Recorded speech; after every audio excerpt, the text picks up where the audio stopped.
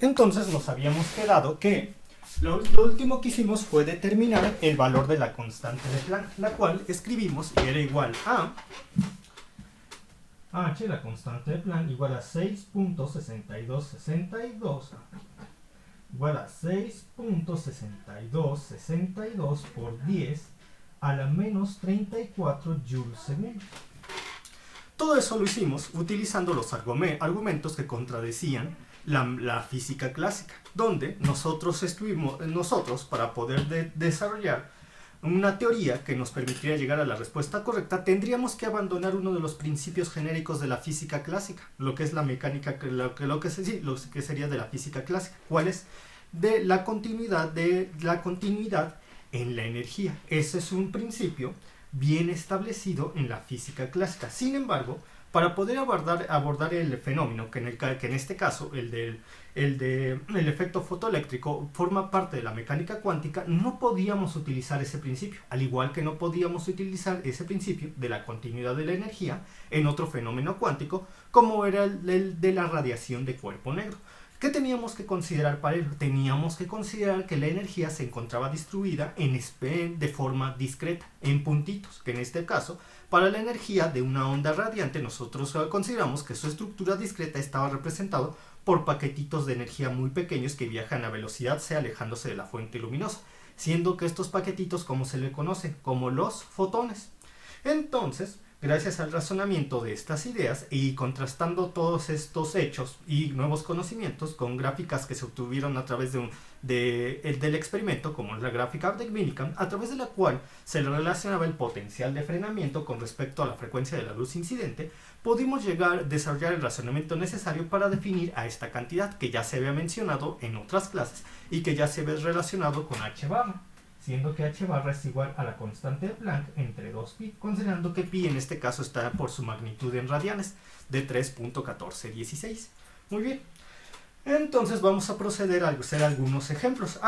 Tomamos de nuevo la gráfica de Millikan, que ustedes ya tienen escritas por otras clases y que está en los videotutoriales anteriores. La gráfica de Millikan, ¿qué nos decía? La cual se obtuvo a través del experimento, que por debajo de la frecuencia 4.39 por 10 a la 14, 1 entre segundos o hertz, como prefieren manejarlo más en campos y ondas electromagnéticos o en otras materias, en física suele manejarse más en vez de hertz como 1 entre segundo. Entonces, nosotros nos dimos cuenta que por debajo de esa frecuencia el efecto fotoeléctrico no se lleva a cabo, lo cual nos da a establecer que esa frecuencia es nuestra frecuencia de corte característico, la cual nosotros solemos denotar por la V con un ganchito, V subíndice 0, V minúscula igual a 4.39 por 10 a la 14, 1 entre segundos o hertz. Muy bien. Entonces, y aquí debo declarar que cuando yo lleve a hacer los videotutoriales en el editor de textos científicos LaTeX, utilizaría la letra griega Y minúscula. Lo que pasa es que Y minúscula es un poco así medio extraña y a veces se confunde con una U, con una V de velocidad, por eso me gusta más manejar la frecuencia de la forma más parecida a los libros, pero sin que cause confusión. V con su ganchito para hacer frecuencia. En este caso, frecuencia de corte característico subíndice 0. Entonces, como les estaba comentando, la gráfica de Millikan sobre qué superficie fue llevada a cabo el experimento para obtener la gráfica de Millikan. Esto sucedió cuando se hizo incidir un haz de luz en una superficie de sodio. En una superficie de sodio, la frecuencia de corte característica es 4.39 por 10 a la 14, 1 en 3 segundos. Entonces, nosotros ya sabemos que la energía cinética con la cual son emitidos los fotoelectrones desde la superficie, en este caso máximo, sería igual a HV, es decir, H por V, la energía de cada fotón, la constante de Planck por la frecuencia del 2 incidente, menos la función trabajo, que es la energía mínima que obliga al electrón a permanecer fijado en la superficie metálica. Como nosotros estamos utilizando la frecuencia de corte característica, sabemos que la energía cinética, porque ya lo vimos en la teoría, es igual a 0. Por lo que para la frecuencia de corte característica podemos establecer que la función trabajo sería igual a la constante de Planck por dicha frecuencia. De tal forma que ya la podemos determinar. Tenemos H es una constante, la constante de Planck siempre vale lo mismo, 6.6262 por 10 a la menos 34 joules segundo. Entonces voy a utilizar la calculadora y voy a hacer la multiplicación. Entonces tenemos 6.6262 exponencial a la menos 34 joules segundos por 4.39 por 4.39 exponencial a la 14. Exponencial a la 14, 1 entre segundos, lo cual ya nos daría en joules porque la función trabajo es una energía. Y tenemos que es 2.908, aquí lo voy a escribir, 2.908 por 10 a la menos 19 joules. Y verán, bien que les había dicho que les había mencionado el concepto de electrón volts y que un electrón volts era la energía que presenta un electrón cuando cae a través de una diferencia de potencial de un volt. Pues bien, solemos utilizar un electrón volts para manejar energías tan pequeñitas, que son las que se suelen utilizar en la mecánica cuántica cuando analizamos las energías de partículas tan poco masivas como son protones, neutrones, electrones. Y es por eso que muchas veces en vez de expresarlo como joules lo vamos a expresar como electrón volts. Y tomen en cuenta que un electrón volt es igual a 1.6 por 10 a la menos 19 joules. Entonces yo quiero expresar la función trabajo en electrón volts. ¿Qué tendría que ser? Pues simplemente divido 2.908 por 10 a la menos 19 entre 1.6 por 10 a la menos 19. Si no quieren manejar tantos exponenciales, como tienen el mismo exponencial, por 10 a la menos 19 por 10 a la menos 19, lo dividen inmediatamente, que sería un 1. Entonces simplemente el electrón volt en este caso sería 2.908 entre 1.6. Lo puedo hacer así de fácil porque tienen la misma exponencial. Si no tuvieran la misma, si no estuvieran multiplicados por el 10 a la misma exponencial, no haría eso así de sencillo. Entonces sería 2.908 entre 1.6 y me da que la función trabajo de mi superficie de sodio es igual a 1.81 electrón volts. 1.81 electrón volts. Y de hecho, en internet, si ustedes buscan en Google o en algún otro buscador, especialmente escojan un científico, creo que Google Scholar es el científico, creo que sí, podrán encontrar las funciones trabajo de varios elementos, como la plata, creo que la plata es 4.7 electrón volts, el potasio, que es 2.1 electrón volts, en este caso el sodio, que es 1.81 electrón volts. Cada superficie metálica tiene su propia función trabajo, la cual no varía. Perfecto. Vamos a... Ahora, ven que les dije que ahora sí vamos a comparar el primer problema, donde obtuvimos el resultado erróneo de que el electrón tarda 136 segundos para ser emitido si hay una fuente luminosa de un watt ubicado a 1 metro de la superficie de potasio. ¿Se acuerdan de ese problema? Que dijimos, esto no puede ser posible porque la emisión del electrón, simplemente si el fotón no tiene la suficiente energía para sacar un electrón, el efecto fotoeléctrico no va a ocurrir. Y si el fotón tiene la suficiente energía para sacar al electrón de la superficie metálica, el efecto fotoeléctrico ocurre de manera instantánea. Que la mecánica clásica que dice que la física clásica dice que nos tardamos 136 segundos, lo cual contradice al experimento, la realidad, y la mecánica cuántica que dice que si el fotón tiene la energía suficiente para sacar al electrón de la superficie metálica, la emisión es inmediata. Ahorita vamos a comprobar que la mecánica cuántica nos predice los resultados que efectivamente se llevan a cabo en el experimento. Bueno, vamos a repetir ese problema. ¿El problema cuál es? Pues que teníamos una superficie de potasio. Una superficie de potasio. Aquí se ve bien. Sí que está. Una superficie de potasio, una placa de potasio. Y teníamos una fuente luminosa ubicada a 1 metro de la placa de potasio. Esta fuente luminosa emitía un haz de luz, siendo que la potencia de este haz de luz era de 1 watt, lo cual lo podemos interpretar también como 1 joule por segundo. 1 joule por segundo. Entonces, aquí vamos a agregar otro dato que nos va a permitir relacionar a la frecuencia, porque ven que la energía de un fotón en la mecánica cuántica depende de su frecuencia, no de la intensidad luminosa, depende de su frecuencia. Entonces, aquí el problema, el libro y los maestros involucran otro dato que sí nos permite relacionar la frecuencia de la onda que constituye al fotón con el cálculo para su energía, algo que la física clásica no hace porque ignora la frecuencia, que es la que sí interviene en este problema. Y entonces, ¿de qué magnitud estaba hablando? La longitud de onda del haz de luz incidente. En este caso, consideramos que el haz de luz incidente tiene una longitud de onda de 5890 Armstrong. lo cual ustedes pueden interpretar como 5.89 por 10 a la menos 7 metros, porque un Armstrong es igual a 1 por 10 a la menos 10 metros. Entonces, me dicen que la longitud de onda de este haz luminoso es de 5.89 por 10 a la menos 7 metros. Muy bien. ¿Qué es lo primero que yo voy a hacer si tengo este problema? Donde la fuente luminosa se encuentra a 1 metro de la superficie de potasio y obviamente llega luz incidiendo a esta superficie de potasio. Lo primero que yo voy a hacer es la razón por cada metro cuadrado de energía que se distribuye en el frente de la onda sobre una superficie esférica. Para ello, tengo la siguiente expresión. Obviamente, debo utilizar la potencia de la fuente, que me da la energía a través de los joules por segundo. La relación sería 1 joule por segundo, que se distribuye en cada unidad, en cada metro cuadrado de la superficie de la esfera del frente de onda cuando llega a la superficie de potasio. Es decir, la energía por segundo que se distribuye en el área de la superficie esférica cuando la onda llega a la placa de potasio, que sería 1 entre 4pi por radio al cuadrado, en este caso 1 metro, para sacar dicha superficie de la esfera. Entonces yo haría, sabemos que aquí el radio es 1 metro, llevaría a cabo las operaciones pertinentes. Sería 1 entre 4, que es 0.25, posteriormente entre 3.1416, entre 3.1416, entre un 1 al cuadrado, que es 1, se queda 0.795 en este caso tendríamos metros cuadrados. Aquí no tenemos un 1. Bien. Aquí estas no tienen unidades, estos son metros cuadrados. Y aquí tendríamos entonces joules entre metros cuadrados segundos. Joules entre metros cuadrados segundos.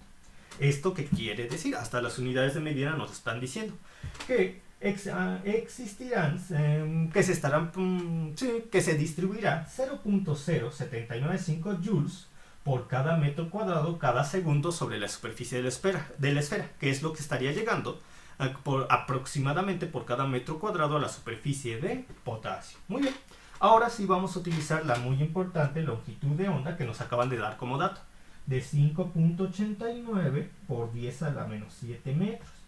De sus cursos de electricidad y magnetismo, ustedes ya saben que la frecuencia de una onda electromagnética, en este caso es un haz de luz, es una onda electromagnética, a que es igual a la velocidad de la luz entre la longitud de onda. De tal forma que la energía de un fotón sería igual a ¿qué? Un fotón que constituye la onda de radiación sería igual a la constante de Planck por la frecuencia, que se puede expresar como la constante de Planck por la velocidad de la luz entre la longitud de onda. Entonces yo lo voy a calcular, tendría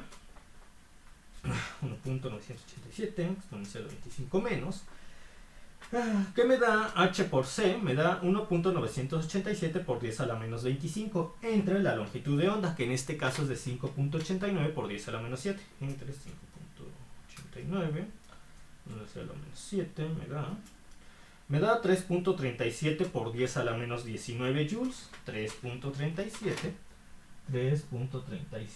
por 10 a la menos 19 joules. Perfecto. Que esto lo puedo expresar como electron volts, solamente lo tengo que dividir entre 1.6 por 10 a la menos 19. Entre 1.6 por 10 a la menos 19 me da 2.1 electron volts, como les había dicho. Esto, 2.1 electron volts, esto es ¿quién? Ya se los había mencionado antes, la función trabajo del sodio. Es decir, que a partir de esta energía, si el fotón tiene esta energía o mayor, el electrón con el cual choca en la superficie metálica, en este caso en la superficie del sodio, va a salir emitido sobre dicha superficie de forma instantánea. Muy bien, entonces nosotros podemos saber el número de fotones que constituyen que atraviesa cada metro cuadrado por segundo de la superficie de la esfera, que estaría siendo aproximado a la unidad de área en el sistema internacional de la superficie de la placa de potasio.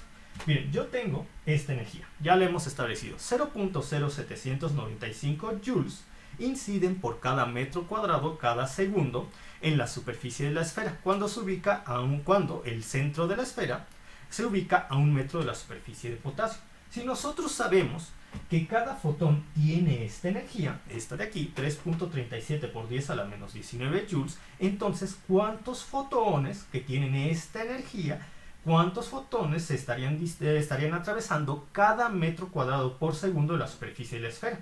Lo único que tenemos que hacer para saberlo es que dividir 0.0795 entre 3.37 por 10 a la menos 19 joules, es este entre este.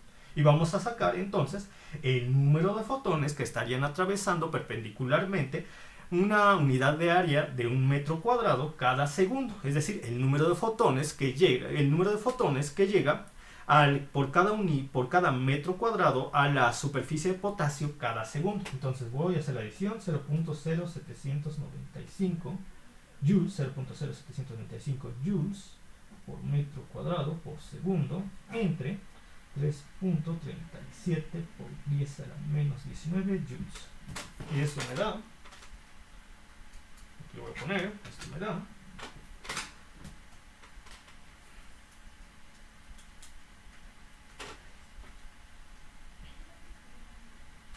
entre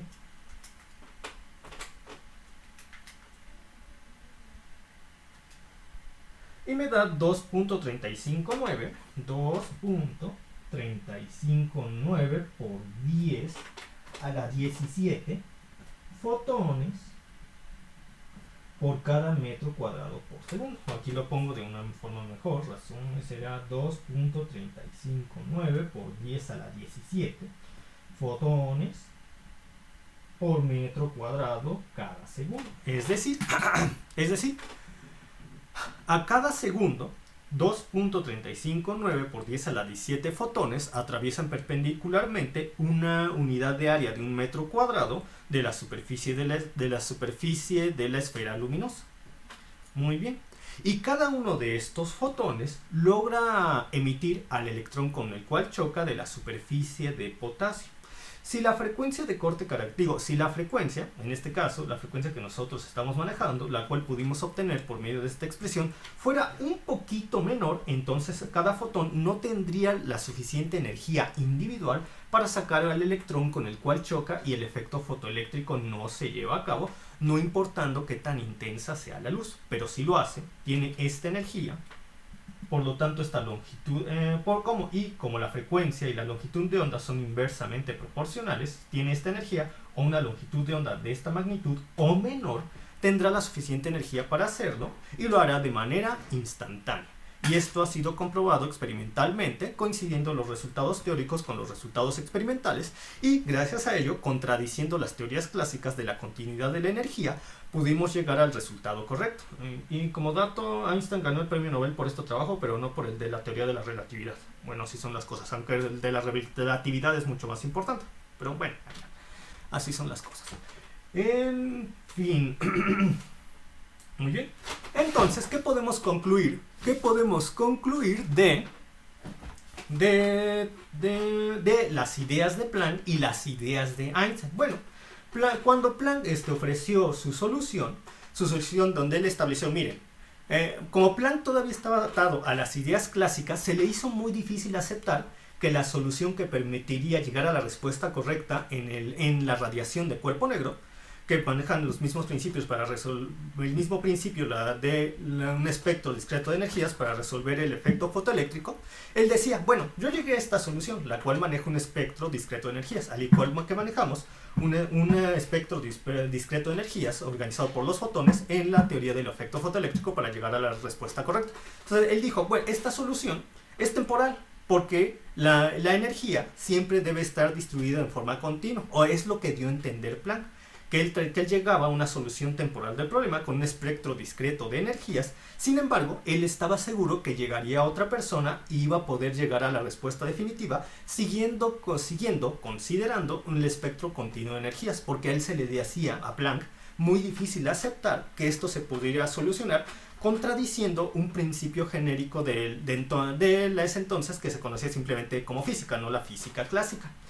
Pero llegó Einstein y empezó a analizar los resultados de Planck y se dio cuenta que Realmente el campo de radiación tiene una estructura discreta. No es que la solución de Planck fuera temporal, sino que era una consecuencia natural de la distribución discreta en fotones del campo de radiación.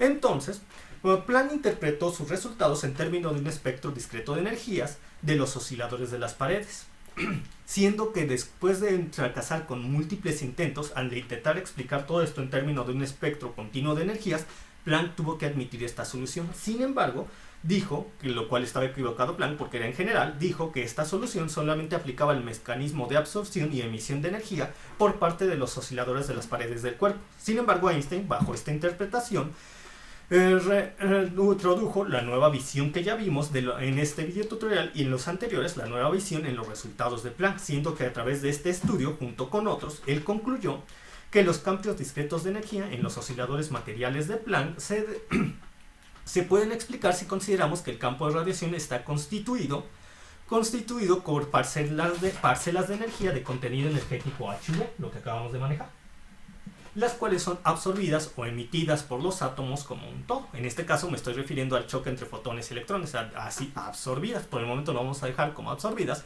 aunque luego veremos el efecto Compton. No es por 100% correcto el hecho de que son absorbidas, más bien son choques donde el fotón aporta esta energía, el fotón le pega al electrón, y si tiene la suficiente energía para transferirla al electrón con el cual choca, el electrón sale emitido. Bueno, aquí se están formando los primeros conceptos. Estoy analizando lo que dijeron en ese momento, lo cual en parte es verdad y en parte les faltaba afinar detalles. Entonces, como les decía, para Einstein eran absorbidos o emitidos por los átomos como un todo. Entonces, Einstein adscribió al campo de radiación una componente corpuscular, es decir, ya no solamente estaba diciendo que se solucionaba por un arreglo matemático discreto, sino que en efecto había una componente corpuscular, una componente de partícula en el campo de radiación, lo cual contradecía totalmente la física clásica. Por lo tanto, la concepción ondulatoria que dominaba en lo referente a la luz desde los experimentos de Young y Fresnel de principios del siglo XIX, ahora se decía no era completamente aplicable bajo ciertas condiciones, por lo que podemos aplicar que una de ellas, podemos decir que una de ellas es cuando analizamos el choque fotón-electrón de manera individual, no los choques entre millones de fotones y millones de electrones, que es como se analizaría bajo otras circunstancias y que corresponden a otros modelos, muchos de ellos de la física clásica. Y bueno, Einstein llegó a esta conclusión a partir de un estudio, a través de estudios estadísticos del comportamiento de un campo de radiación monocromático tenue. Y más para adelante veremos cómo este comportamiento estadístico es el que nos permite establecer relaciones entre el modelo corpuscular y el modelo ondulatorio. Bueno, bajo estas condiciones, el campo de radiación, los sucesos ocurren como si el campo de radiación tuviera una estructura discreta, siendo que además, debido al estudio del movimiento browniano en 1909, donde un espejo queda suspendido en un campo de radiación de fondo, Einstein concluyó que bajo estas condiciones se debía describir una realidad física, ya no estamos hablando del imaginario, sino que realmente ocurría realidad física a los cuantos de Planck, es decir, que efectivamente los cuantos existían y no eran una construcción artificial para solucionar un problema temporalmente, era la verdadera solución consecuencia de la estructura discreta del campo. Entonces el campo tenía cierto tipo de estructura de partícula en la distribución de la energía, lo cual contradecía plenamente la teoría electromagnética de Maxwell. Además de que si nosotros tenemos la convicción de que cada fotón tiene la energía HV, que también la podemos expresar, como ya hemos visto, como H barra por frecuencia angular omega, que es lo mismo,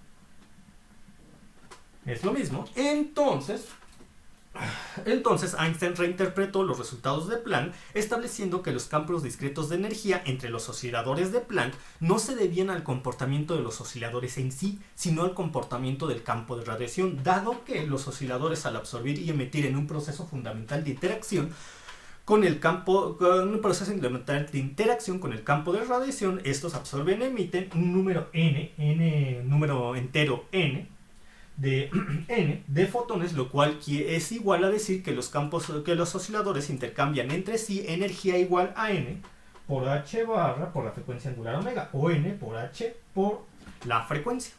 Muy bien. Entonces, la solución de Planck nos mostró no solo ser una solución temporal, sino una consecuencia natural de la distribución de partículas que se tiene en la energía, o una muestra de la organización de que el campo de radiación presenta una organización de su estructura en fotones.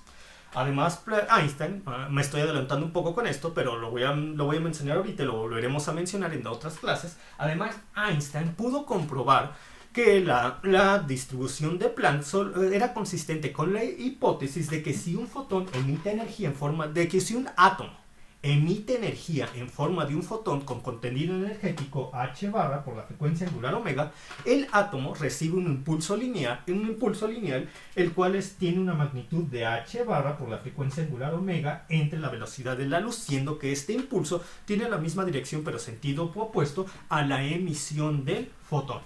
Y luego veremos cómo esta cantidad en efecto nos da el impulso, que aquí lo veré rápidamente para que se comprenda mejor. Nosotros sabemos que esto es igual a la energía. Energía entre velocidad de la luz sería igual al impulso. Por la ecuación relativista aplicándola a una partícula material sin masa, por eso al fotón se le considera una partícula especial, no como las otras, sabemos que la energía por medio de ecuaciones relativistas es igual a la velocidad de la luz, en este caso la energía del fotón, esto lo veremos a más detalle más adelante, por el impulso. Entonces tenemos C entre C es 1, en efecto, el impulso para un fotón, el impulso podría definirse en términos del h barra como h barra entre la frecuencia angular omega entre la velocidad de la luz. Muy bien, entonces con esto habríamos terminado el efecto fotoeléctrico. Vamos a ver el efecto Compton y después de ver el efecto Compton vamos a seguir viendo más ejercicios para que esto quede muy claro y poner en práctica lo que hemos visto del efecto fotoeléctrico como lo solucionó Einstein y del efecto Compton. Ahorita voy a pasar al siguiente tema, efecto Compton.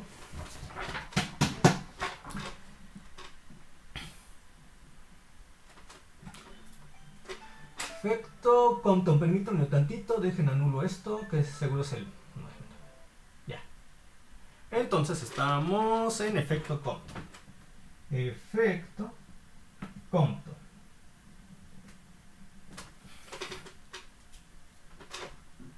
Efecto Compton. Entonces, en 1923 Compton llevó a cabo los experimentos que comprobaron la naturaleza dual de la radiación.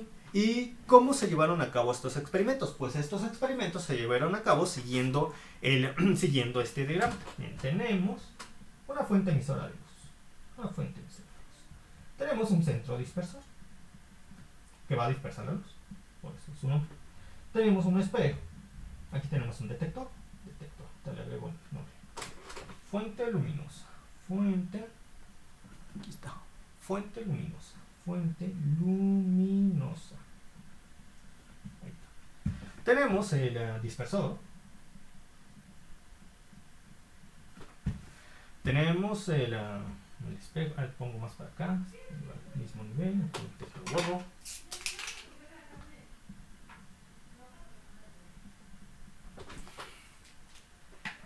Entonces tenemos, ahí está.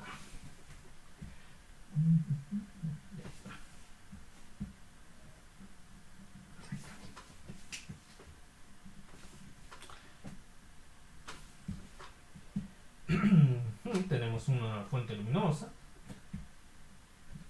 de onda.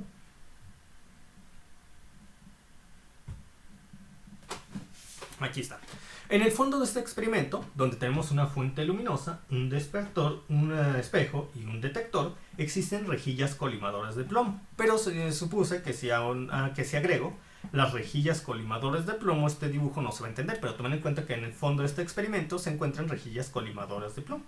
Entonces tenemos una fuente luminosa, la cual choca con un material dispersor, de tal forma que tenemos el haz de luz incidente, en este punto, esta línea, y el haz de luz dispersado, que está denotado por esta línea.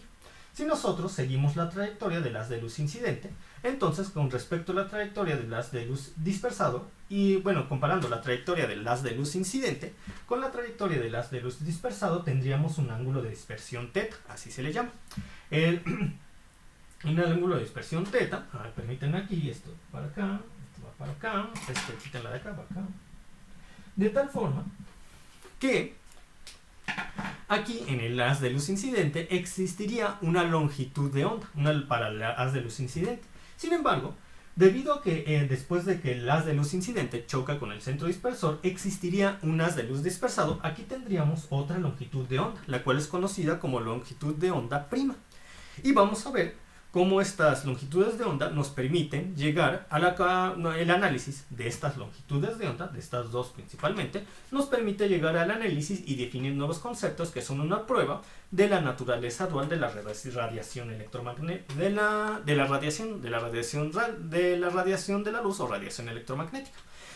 Entonces Compton llevó a cabo este experimento y obtuvo los siguientes datos al comparar el ángulo de dispersión θ con las diferentes intensidades que obtenía de la luz del haz de luz dispersado, obteniendo gracias a ello las siguientes gráficas. Zoom dice que esta sesión ya va a terminar, entonces ahorita me desconecto y me reconecto en 5 minutos.